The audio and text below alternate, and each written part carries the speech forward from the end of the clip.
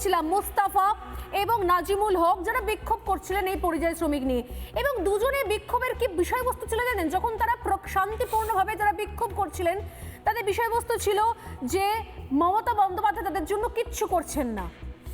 এই খবর সমস্ত মিডিয়া সম্প্রচার করা শুরু করলো। আমি আসছি দীপাঞ্জন বাবুর কাছে এবং অরিন্দম আচার্যর কাছে।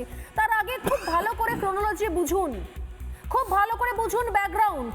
দুজনের বক্তব্য, মোস্তাফা এবং নাজিমুল হক যারা ওখানে বিক্ষোভ দেখাচ্ছিলেন, শান্তিপূর্ণ বিক্ষোভ, এবং যারা ওখানে পরিস্থিতি নিয়ে কথা বলছিলেন ক্যামেরার সামনে, তারা কি বলছিলেন? তারা এমন কি বললেন যে কারণে সুরজ খানের মতো কিছু দাঙ্গাবাজ দুষ্কৃতী দলবল নিয়ে তাদের মধ্যে মিশে গেল, আর তারপর তাণ্ডব শুরু হয়ে গেল। সবাই ভাবে আমরা বোকা, কিছু বুঝতে পারি না, সব বোঝা যায়। মমতা বন্দ্যোপাধ্যায় মোস্তাফা নাজিমুল হকদের জন্য কোনো কথা বলেননি, তিনি সুরজ খানদের জন্য বলেছেন। পার্থক্য আছে। কেন পার্থক্য আছে? এবার মোস্তাফা আর নাজিমুল হকের বক্তব্যটা ঝটপট শুনে নিন। আমরা তো কেউ নেই, আমরা জনগণ আছি। আমরা দেখেছিলাম এখানে ইউসুফ পাঠানকে ভোট দিয়ে, আজকে তার মুখে কোনো কথা নেই।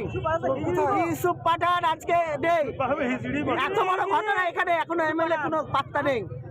আজকে আমরা বুঝে নিয়েছি মানুষকে কার কাজ করতে চাইছে, তাই আমরা চিন্তা ভাবনা করছি। আমরা আমাদের হয়ে কেউ নেই। মানুষ এবারে অনেক বুঝেছে, আর কিন্তু মানুষ আর নিচে মুখ দিয়ে চলবে না। আশা করি মানুষ অনেক বুঝেছে। চাকদার মধ্যে কেন মার হলো? হেনস্থা হচ্ছে বিশেষ করে মুর্শিদাবাদবাসী। এই মুর্শিদাবাদবাসীকে হেনস্থা করার জন্য দায়ী হচ্ছে আবু তাহের খান আর মাননীয় মুখ্যমন্ত্রী। কেননা তিনি চায় যে মুসলমানদেরকে বিজেপি শাসিত রাজ্যে হেনস্থা করা হোক, তাহলে মুসলমান সমাজ ভয় করে আমাকে মসনদে বসাবে, আমার ভালো হবে, আমার সিট আরও বাড়বে। এই আগামী দিনে এই জনগণ মমতা ব্যানার্জিকে এবং বিজেপি সরকারকে এবং অন্যান্য যারা রাজনৈতিক দল আছে, যারা শাসক দলের গোলামি হয়ে কাজ করছে, তাদেরকে আগামী দিনে মুর্শিদাবাদের জনগণ জবাব দিয়ে দেবে। এমএলএ খুব ক্লিয়ার বক্তব্য, কোথাও কোনো তাণ্ডব নেই, কোথাও কোনো অস্বস্তি নেই। এরপর মুহূর্তের মধ্যে আগুন জ্বলে গেল। আমি ভিজুয়াল করে চালাতে বলবো। মুহূর্তের মধ্যে দেখুন, শান্তিপূর্ণভাবে যারা আন্দোলন করছিলেন, যারা শান্তিপূর্ণভাবে রাজনৈতিক দলকে, তা তৃণমূল কংগ্রেস হোক বা বিজেপি হোক, তাদেরকে প্রশ্ন করছিলেন, বলছিলেন যে আমরা ইউসুফ পাঠানকে ভোট দিয়েছি, ভুল করেছি, মমতা বন্দ্যোপাধ্যায়কে ভোট দিয়েছি, ভুল করেছি। তারা একসঙ্গে রাজনৈতিক দলেদের, সমস্ত রাজনৈতিক দলকে তারা প্রশ্ন করছিলেন। সেই সময়তে হঠাৎ করে সুরজ খান বলে একজন, যে সমস্ত মিডিয়াদের টার্গেট করে, সাংবাদিকদের টার্গেট করে, এবং তারপর তারা দেখছেন যে ভান্ডাফোড় হয়ে যাচ্ছে। এই কি ধরনের বক্তব্য সামনে চলে আসছে, কি ধরনের বক্তব্য ক্যামেরায় রেকর্ড হয়ে যাচ্ছে। মুহূর্তের মধ্যে আগুন জ্বালানো শুরু হয়ে গেল, মুহূর্তের মধ্যে সাংবাদিক পেটানো শুরু হয়ে গেল। এই সুরজ খানরা কারা? তারা কারা যাদেরকে প্রোটেকশন দিচ্ছে মমতা বন্দ্যোপাধ্যায়ের পুলিশেরা? কারা? দীপাঞ্জন বাবুর কাছে আসবো সরাসরি। দীপাঞ্জন দা, কি বলবেন? দেখো, বাংলার মুসলিম যুবক সম্প্রদায় তাদের সিদ্ধান্ত নিতে হবে।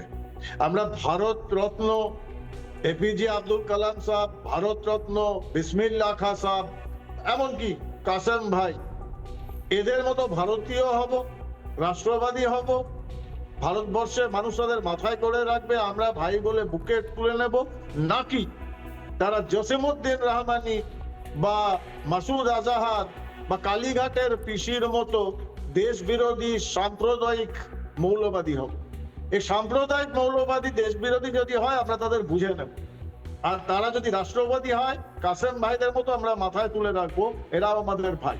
সমস্যাটা কোথায় জানো? যেটা আমি বারবার বলি, যে এটা কিন্তু আমি এখনো বলছি, এই আজকে বেলডাঙ্গা বা কালকের চাকুলিয়া, এগুলো সমস্ত ল্যাব টেস্ট, ল্যাবরেটরি টেস্ট। আসল লক্ষ্য বাংলাদেশ, পশ্চিম বাংলাদেশ করার জন্য জসিমউদ্দিন রহমানি যে আহ্বান জানিয়েছিলেন, আনসারুল্লাহ বাংলা টিমের প্রধান, আল কায়েদার বাংলাদেশ হেড জসিমউদ্দিন রহমানি ভিডিও বার্তায় যে বার্তা দিয়েছিলেন যে বাংলার মমতা দিদিকে আমরা আহ্বান জানাচ্ছি, স্বাধীন পূর্ব পাকিস্তানে যোগদান করুন, মোদির কোট আনকোট প্রশাসন থেকে বেরিয়ে, এটা তার ফলশ্রুতি। এবং যেটা আমরা বারবার বলি যে ব্রাহ্মণের গরু হারিয়ে গেলে ব্রাহ্মণ নিজের মেয়েকে মা বলে ডাকে, কারণ ব্রাহ্মণের মাথা খারাপ হয়ে যায়। এখানে তো পিসির দুধেল গাইরা হারিয়ে গেল, একটা নয়, লক্ষ লক্ষ। এসআইআর বন্ধ করতে হবে যেভাবে হোক। উনি জানেন এসআইআর যদি চলে আমি মুছে যাব, কিন্তু এটার অবশ্যম্ভাবী পরিণতি হবে রাষ্ট্রপতি শাসন, সঠিক সময়ের মধ্যে একদমই যদি তাই, নির্বাচন না হয়। একদম তাই। এবং উনি ভিকটিম কার্ড খেলতে চাইছেন, এবং আমি আশঙ্কিত বাংলায় শুধু হিন্দু সনাতনী সমাজ নয়, আজকে এই কাসেম ভাইদের মতো আজকে এই যে একদম। ভদ্রলোক যিনি প্রতিবাদ করছিলেন শান্তিপূর্ণ, এরা এবার আক্রমণের শিকার হবে। কারণ বাংলাটা এখন এই সুরজ খান আর এই হুমায়ুন কবির আর কালীঘাটের সুরজ খান, পিসি সিদ্দিকুল্লাহ এরাই চালাবে। মজুমদারই দাপিয়ে বেড়াবে। আমি আশা নানা ধরনের কন্টেন্ট দেখার জন্য লাইক করুন, শেয়ার করুন আমাদের ফেসবুক পেজ, সাবস্ক্রাইব করুন আমাদের ইউটিউব চ্যানেল।